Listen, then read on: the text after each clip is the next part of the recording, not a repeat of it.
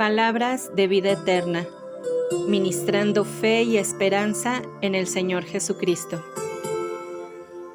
Comentarios y reflexiones referentes al libro de Jueces, por Héctor Refugio Ruiz, de la Iglesia en Colima.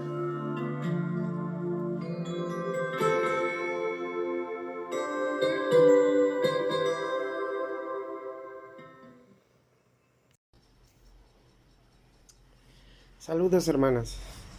Soy el hermano Cuco, un evangelista trabajando en la iglesia de Colima.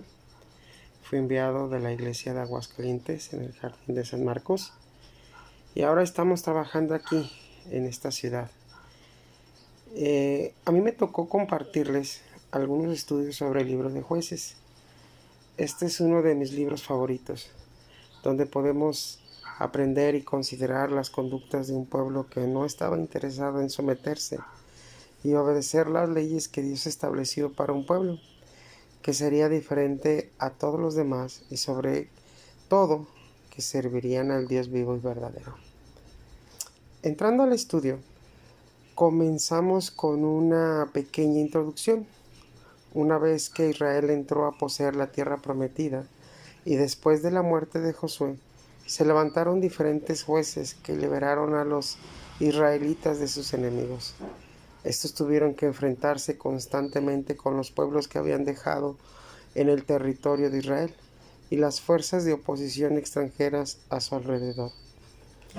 La causa de estos problemas era su desobediencia a Dios, lo que les dejaba indefensos y vulnerables ante sus enemigos.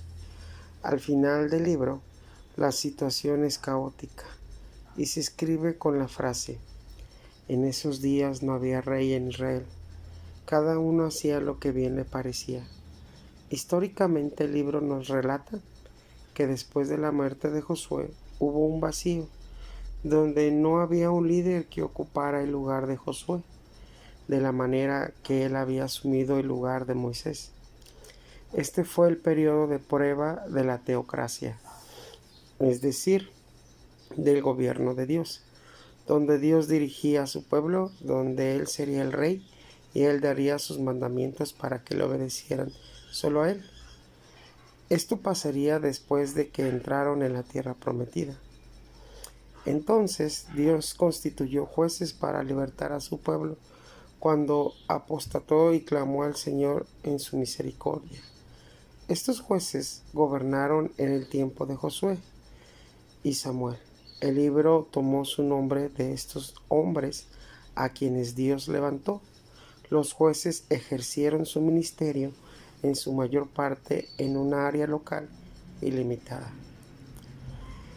Todos los jueces estaban en sí mismos limitados en sus capacidades. El hecho es que cada uno tenía algún defecto y sufría de alguna limitación que no le resultó un impedimento para ejercer sus funciones, sino que llegó a ser un elemento positivo para el éxito bajo la soberanía y dirección de Dios.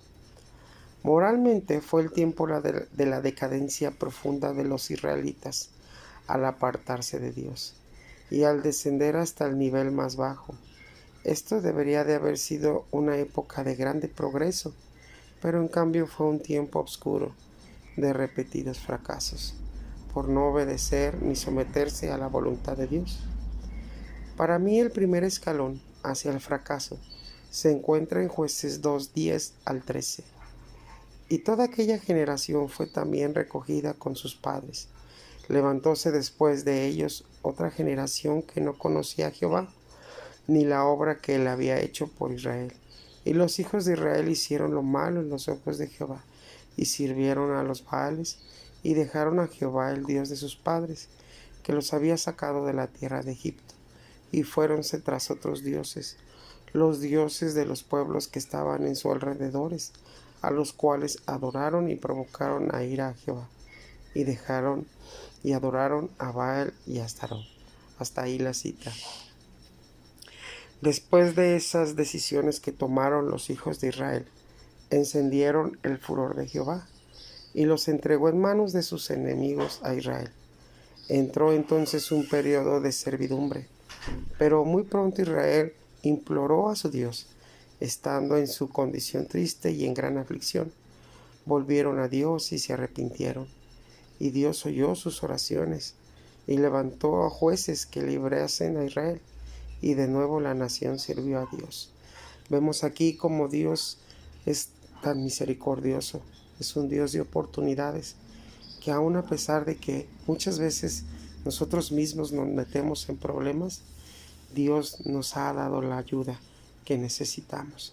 Él siempre nos ha dado de su misericordia y de su perdón.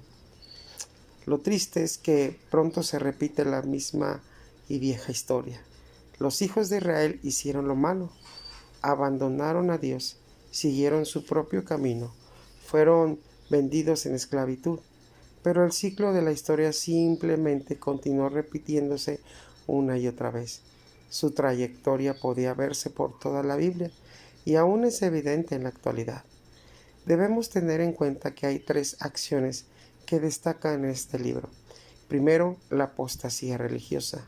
En segundo, la decadencia moral. Y en tercer término, la anarquía política.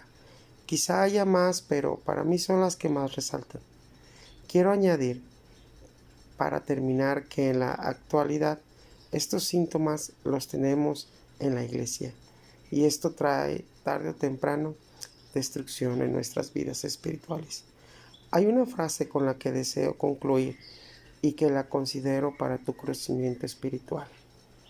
Si Dios no es el autor de nuestro arrepentimiento, nunca nos arrepentiremos apropiadamente. Espero que les haya bendecido. Que Dios les bendiga.